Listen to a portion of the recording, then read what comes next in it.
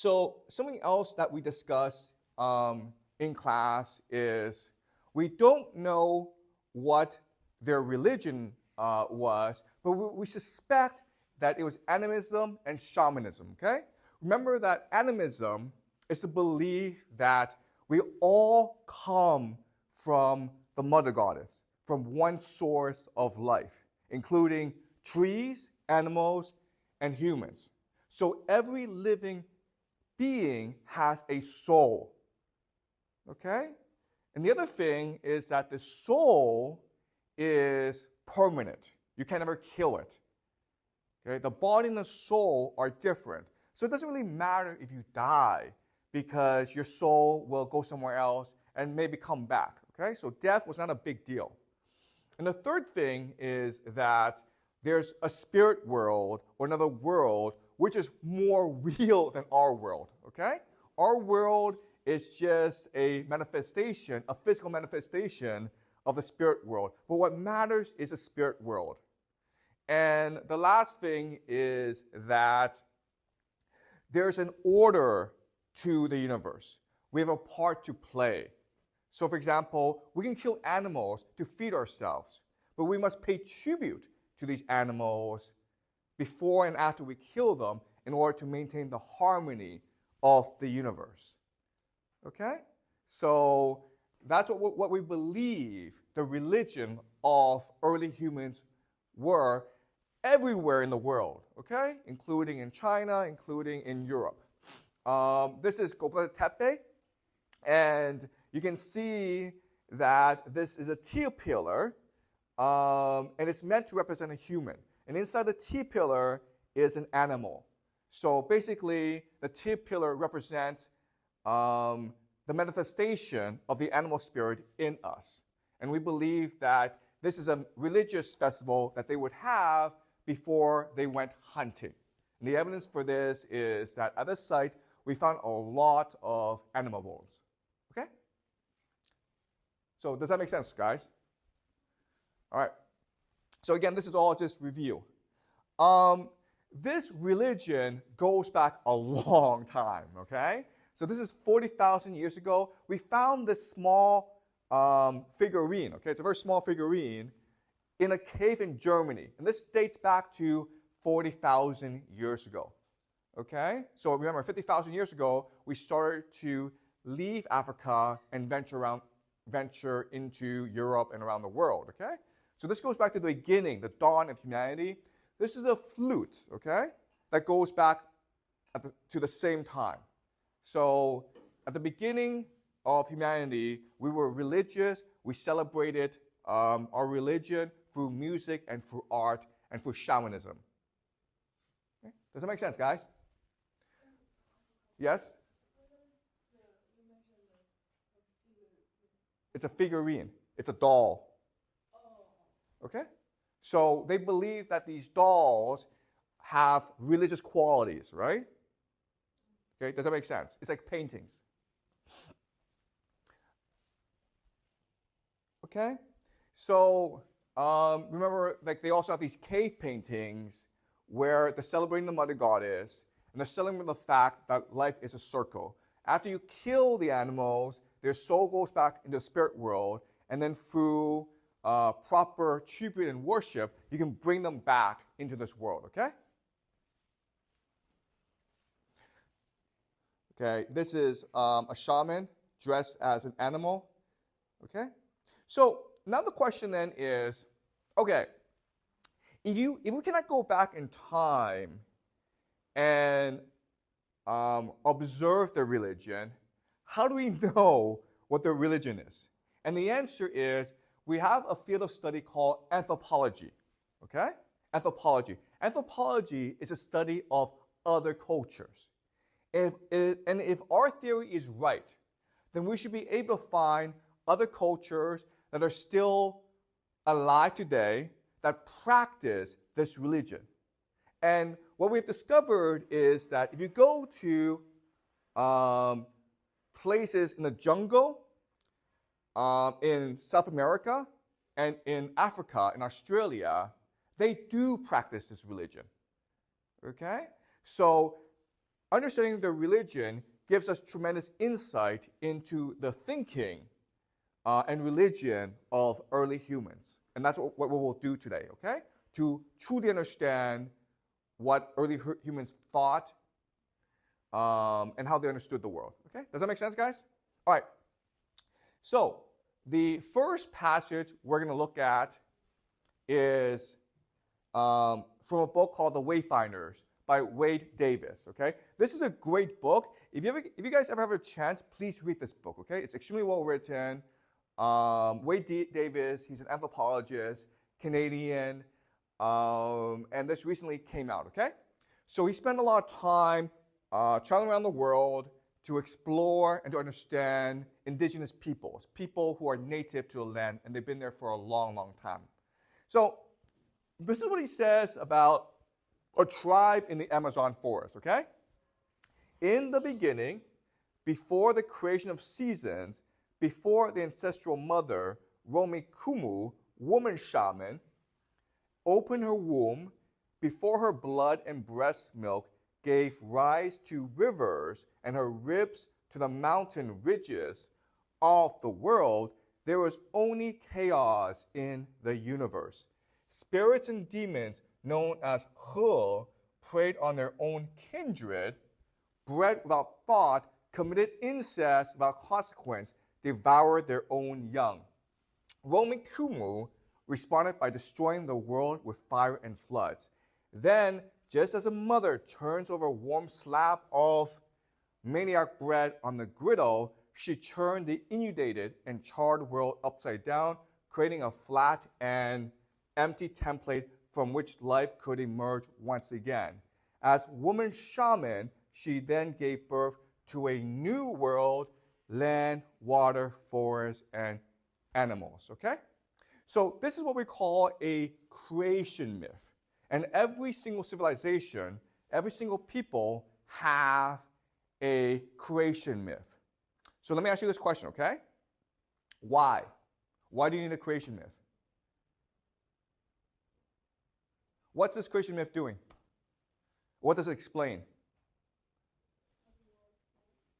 Okay, how the world forms, okay? But it does something much more important than that, which is what? Excuse me? Who are we? Where we come from? Yes.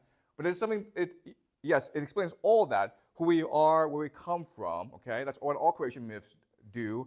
What else is this myth doing, which is very important for us?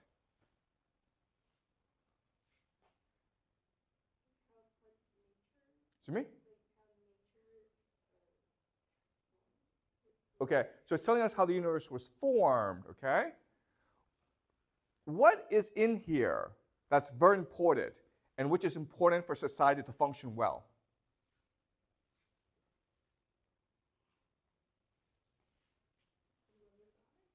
Okay, so the woman shaman is the mother goddess. But what's in this paragraph that's very important in order for society to function?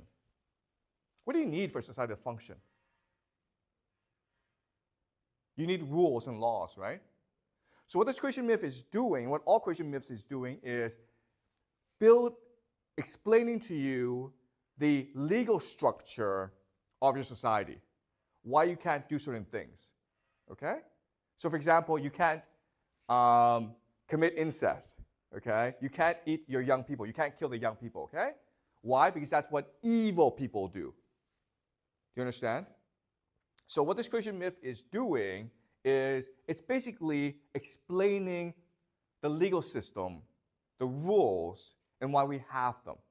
We have these rules because they're evil. They represent the evil spirit. Okay? Does that make sense, guys? Okay. The other thing that you will notice about this creation myth is that it's very sophisticated and very elaborate.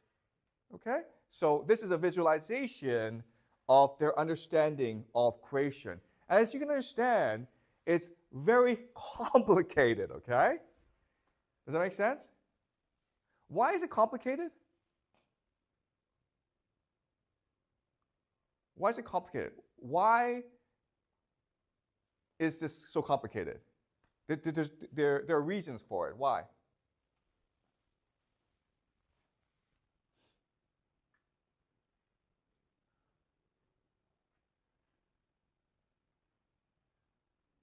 Okay, so one thing that you will learn in this class is that what's really important is for you to believe that your religion is correct, okay? It is as correct as science.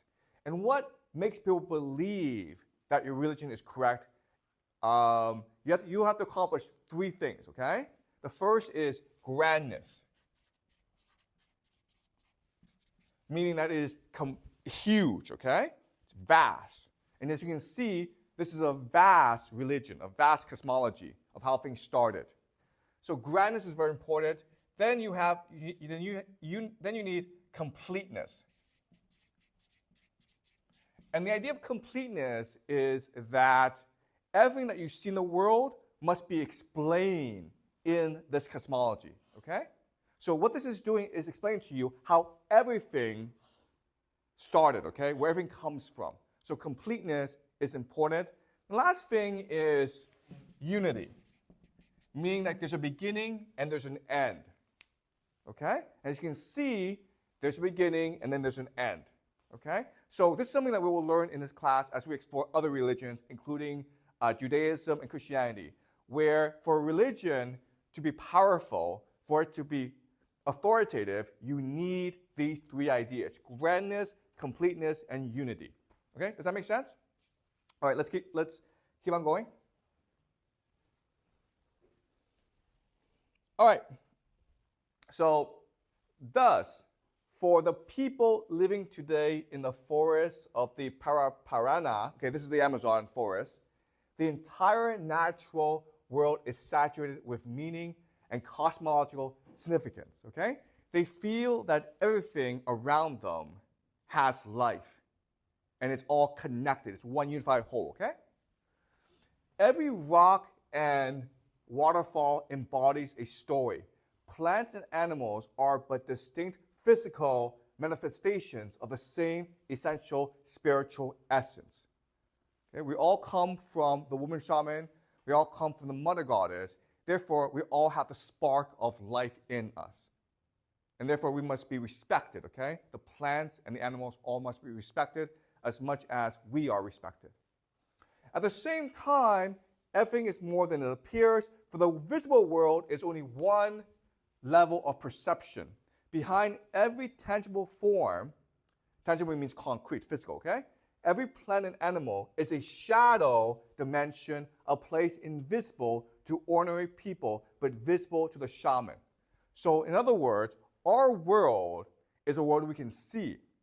But there are other worlds, the shadow dimension, which is more real, which captures our essence, where the soul resides, okay? That's more real. And it's the job of the shaman to see and communicate with this world. This is the realm of the He spirits, a world of deified ancestors where rocks and rivers are alive. Plants and animals are human beings, sap and blood the bodily fluids of the primordial river of the Anaconda. Hidden in cataracts, behind the physical veil of waterfalls, in the very center of stones are the great malakas of the He spirit, where everything is beautiful. The shining feathers, the coca, the calabash of tobacco powder, which is in itself the skull and brain of the sun. Okay? Now, reading this, what can we say about their religion? What can we say about their religion that would be surprising to you? Okay, first of all, it's very imaginative, right? It's very imaginative. They have a vivid imagination, okay? The other thing is that it's extremely sophisticated and complex.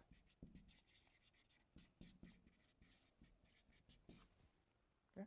So one major prejudice that we might have of these people is, well, they don't drive cars. They don't have cell phones. Therefore, they must be stupid. But clearly, from our understanding of their religious beliefs, they're actually extremely imaginative and extremely sophisticated. Okay, does that make sense, guys? All right. So this is their shamans in religious practice. Okay? What can we say about this picture? What stands out about this picture?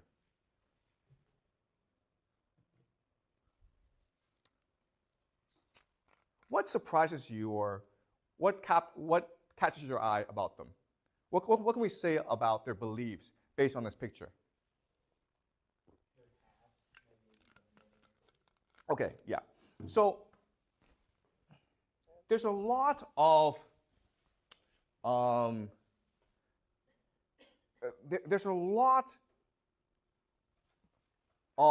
thought put into what they wear, right?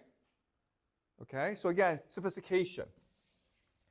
Their clothing, the way they dress, suggests that this is a very sophisticated religion, okay? It's not like they just put on anything. It's like, it seems they put a lot of care and thought into what they wear, okay? That's the first thing.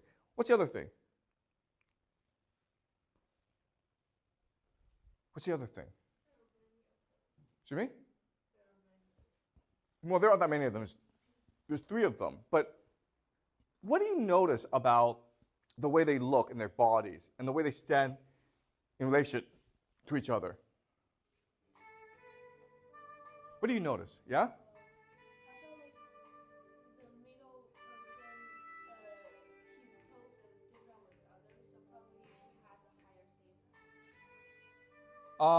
Okay. Yeah, I mean, he probably has a higher status, okay? And he stands in the middle, okay?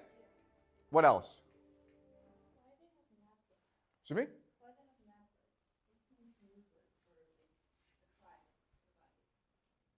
me? Okay, so so you're right in like, okay, if this is a tribe and all they're trying to do is hunt and eat food, none of this makes any sense, right? Yeah. But the main argument that I've been trying to tell you is like, no, their first priority is their religion, okay? So everything they do has a religious significance to it. We don't know what it is. They don't really speak our language. But for them, everything that they do must have a religious meaning. Okay? So it's their religion that centers their life. So the other thing I would say is you can see there's some organization and order to it, right? So as you say, the person, the elder, stands in the middle. Okay? And these 2, can you see the symmetry? Okay? It's clear that they are doing a religious ceremony. And because of this religious ceremony requires their bodies to be a certain way in relation to each other. It requires them to dress a certain way. It requires them to say certain things, okay? Clearly, they are in prayer of some sort. We call this the idea of ritual. Ritual is just the expression of religion in everyday practice. In other words, their lives are extremely ritualized, meaning what they do every second has a religious meaning and a religious significance. Okay? Does that make sense to you guys? Right? So, for example, you come to school and you think your life is very ordered, right? Because maybe at 8 o'clock you start class. And then when class starts, the teacher takes attendance. Okay? That's all ritual. And then at 8:45, the bell rings, and then you go off and get some water or something, okay? If you want to go to the restroom, you have to raise your hand. This is all what we call ritual. So your lives are extremely ritualized. And the thing about ritual is, behind the ritual, there has to be a belief system. Okay? So for us, the school, we believe the system is set up so that you learn how to do well in life, right? You learn how to be on time. You learn how to respect authority. You learn how to read books, okay? So this society is exactly the same way, where every minute of their lives, there's order and structure to what they do that has meaning and purpose. Okay? Does that make sense, guys?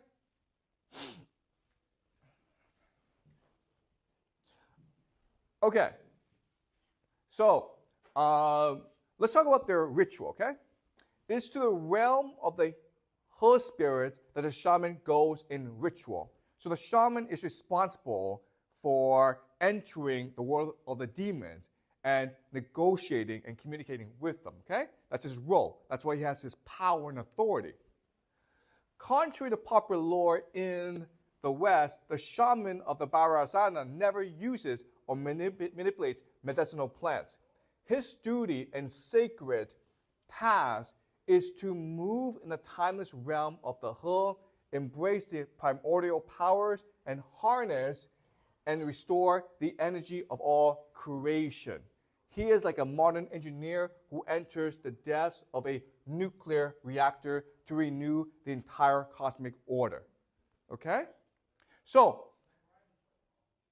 if, for example, plants are dying outside, what does this mean? If plants are dying outside, what does this mean?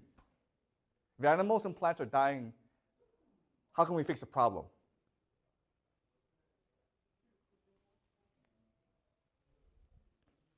Why are bad things happening?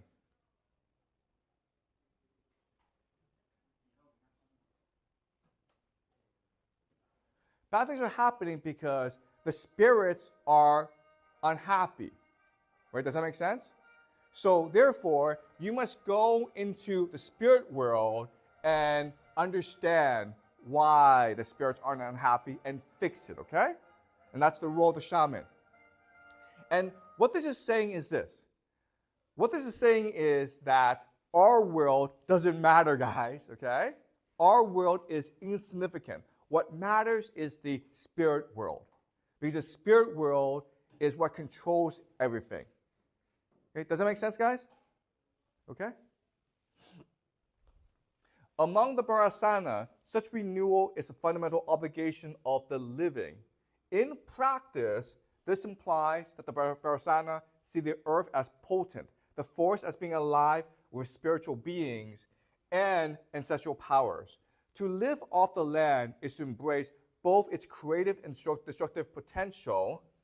Human beings, plants, and animals share the same cosmic origins, in a profound sense, are seen as essentially identical, responsive to the same principles, obligated by the same duties, responsible for the collective well-being of creation. There is no separation between nature and culture. Without the forests and the rivers, humans would perish. But without people, the natural world would have no order or meaning. All would be chaos. Thus, the norms that drive social behavior would have no order or meaning. Would also define the manner in which human beings interact with the wild, the plants and animals, the multiple phenomenon of the natural world, lightning and thunder, the sun and the moon, the scent of a blossom, the sound order of death. Okay? So everything is connected with each other. We're all equals. Okay? Does that make sense, guys? All right? This is what we call animism. All right. So let's talk about hunting. Okay? This is something that we talked about last class. If we are the same, if we are the same as animals and plants, what gives us permission to kill other animals? Okay? And this passage explains it. When men go to the forest to hunt or fish, it is never a trivial passage. You cannot just go and hunt, okay? You need permission. First, the shaman must travel in trance to negotiate with the masters of the animals, forging a mystical contract with the spirit guardians in exchange based always on reciprocity. Okay? Reciprocity means give and take. If I give you a present, you must give me a present. Okay? The Brasarana, compared to marriage for hunting, too, is a form of courtship in which one seeks the blessings of a greater authority for the honor of taking into one's family a precious being. Meat is not the right of a hunter, but a gift from the spirit world.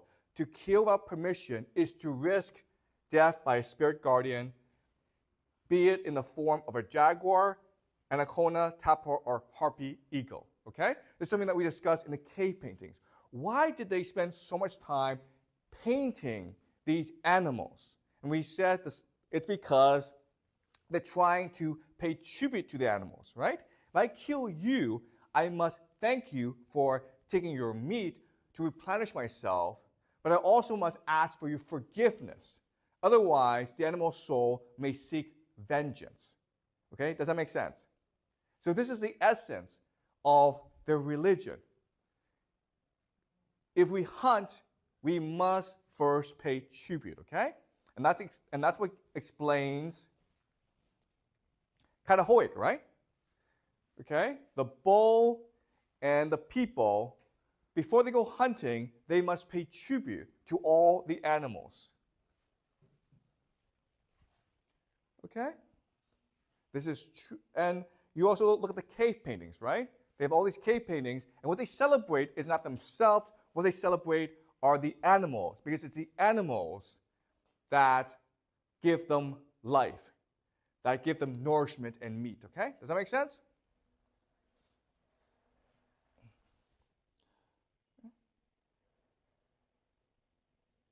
So, and you can see this in caves all around Europe and around the world. Okay? All right. As the ritual begins, time collapses. There are two series of dances separated by the liminal moments of the day, dawn, dusk, and midnight. Okay? So the shaman, during the ritual, needs to communicate with the animals in the spirit world. Okay? To do that, he changes from fish to animal to human being and back again, transcending every form, becoming pure energy flowing among every dimension of reality, past and present, here and there, mythic and mundane. His chants recall by name every point of geography met on the ancestral journey of the anaconda, okay? So as you can see, before the hunt, the ritual is extremely elaborate, sophisticated, and complex. And its main purpose is to celebrate the unity of life and to ask permission and to ask for forgiveness as the hunters go kill the animals, okay? Does that make sense, guys? And again, this explains, okay, so the shamans will change into animals, okay, in order to better communicate with the animals. And this explains all the cave paintings and how 40,000 years ago they were creating dolls of shamans dressed as animals, okay? Because for them, this is what is true, okay? Does that make sense, guys?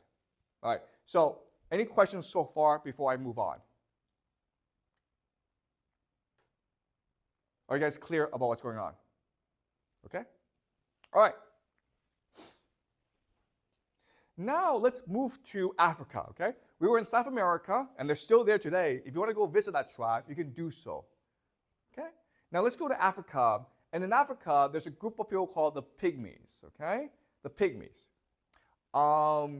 And there's a very famous book by a British anthropologist by the name of Colin Turnbull, okay? And he discusses how the Pygmies practice their religious beliefs. At the very center of their religion is something called the molimo, okay? Which is a trumpet-like instrument. And the molimo allows them to communicate with the forest. It allows them to communicate with the spirit world. And that's how they resolve every issue, okay? And the molimo also captures the sound and spirit of the forest, okay? All right? So even though we are in a different part of the world, we're in Africa, and even though the Pygmies have different religious beliefs than the people of the Amazon, what you will discover, what you will notice is that essentially it's the same religion, okay? It's the same idea that we are part of nature and that our job is to help nature maintain balance and harmony, okay? Okay, so what I want to do now, okay, is compare and contrast the way we think today and how they thought before, okay? So let's read. I had no idea of how far we had come or in what direction. So he's following the group of pygmies around as they hunt. But I knew we had left the camp far behind. It was the first time I had known a group of pygmies to be so silent. Normally, unless hunting, they are deliberately noisy, but now, just at the time that leopards would be prowling about in search of food, they seem unwilling to disturb the forest or the animals it concealed. Just the opposite, in fact. It was as if they were a part of the silence and the darkness of the forest itself and were only fearful lest any sound might betray their presence to some person or thing not of the forest. They stood there quiet and still, and it struck me with a sudden shock that not one of them carried a spear or bow and arrow. As they peered into the dust and cocked their heads first on this side, then on that, satisfying themselves that we were really alone, it seemed that they felt themselves so much a part of the forest and of all the living things in it, they had no need to fear anything except that which was not of the forest. One of them said to me later, when we are the children of the forest, what need have we to be afraid of it? We are only afraid of that which is outside the forest. Okay? So, what I want to do now is, by analyzing this passage, explore how our minds are different from their minds, okay? So our mind is what we consider modern, and their mind is what we consider pre-modern, okay? What's the first major difference between okay, the British anthropologist, and how we think, and how they think? What's the first difference you notice from this passage?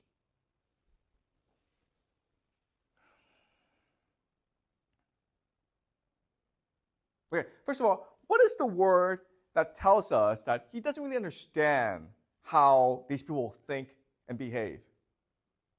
What's the word that tells us he doesn't really understand these people?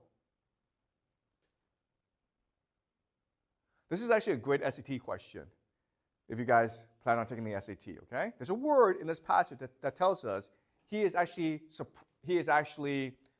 really understand how these people think and feel. What's the word?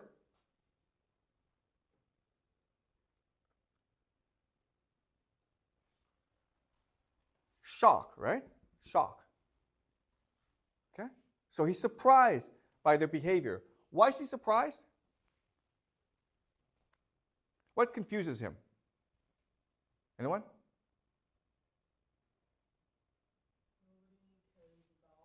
Why? What? Yes, exactly, okay? Why does that surprise him?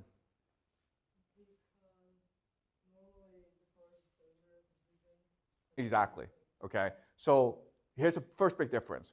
Why do we think that nature is dangerous? Why do they not think nature is dangerous? Why? Why, guys? That's exactly right, okay? He thinks nature is dangerous because they're leopards. They're predators, okay? They don't think nature is dangerous. What's the difference? What's the difference? Okay, the first major difference is this. Our minds think that we are separate from nature, okay? Man versus nature. Man versus nature. But they think they are part of nature, okay?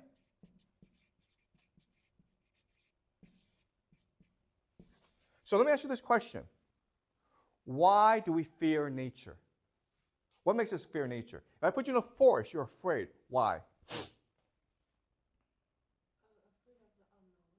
Yes, okay. Why are you afraid of the unknown?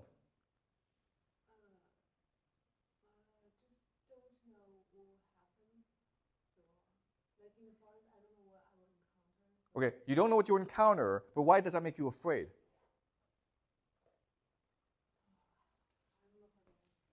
Okay, why? Why would the unknown make you afraid? What is it that we are obsessed with?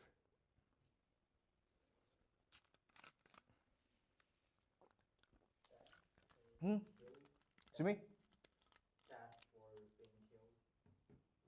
Okay.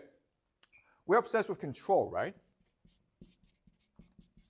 We have to control everything. We want to know something because we want to control it, okay? We like animals in the zoo, right? We do not like animals in the forest. We can control animals in the zoo. We cannot control animals in the forest, okay? So we're obsessed with control. Why aren't they afraid of nature? What's their attitude? What's the Pygmies' attitude? We want to control nature, but they what? Therefore, okay, the word is trust, right? Trust. They don't have to control nature because they trust nature. They believe the leopards know them and they know the leopards, okay? Does that make sense? Okay. So that's the first major difference between our world and their world. And we've been taught that nature is our enemy, or nature is outside us, whereas they believe that they are part of nature. Okay? Does it make sense, guys? All right, let's move on. All right. So this is about their religious practice, okay? So they have a meal together, and then they sing, or they use the molimo to make noises, and they sing and dance, okay? Everyone ate his fill as and when he pleased, a couple of the older men saying they would wait until the youngsters had finished before they ate.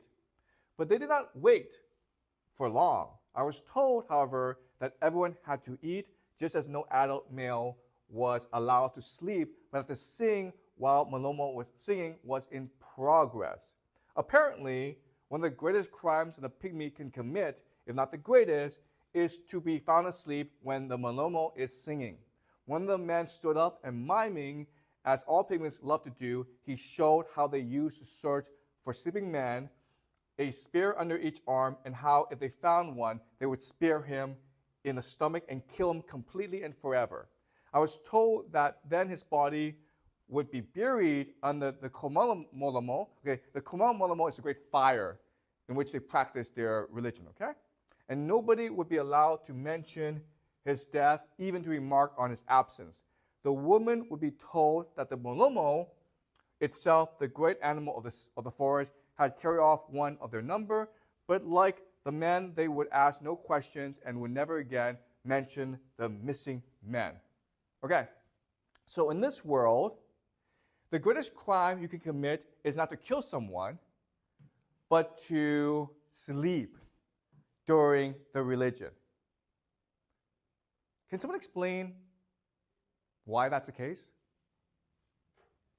In this world, okay, the pygmy world, the worst thing you can do is sleep.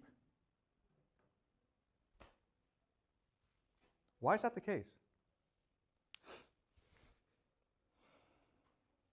Okay, let's just say that we're having a class, and one of you is sleeping, okay? And I get so angry that I want to kill that person. Why would I want to do that? What's my logic? It's disrespectful of what? Okay, it's disrespectful of my authority. That is true, but then I just ask a person to leave my class, right? Or I shout at that person. But I want to kill that person. Why? What's happened?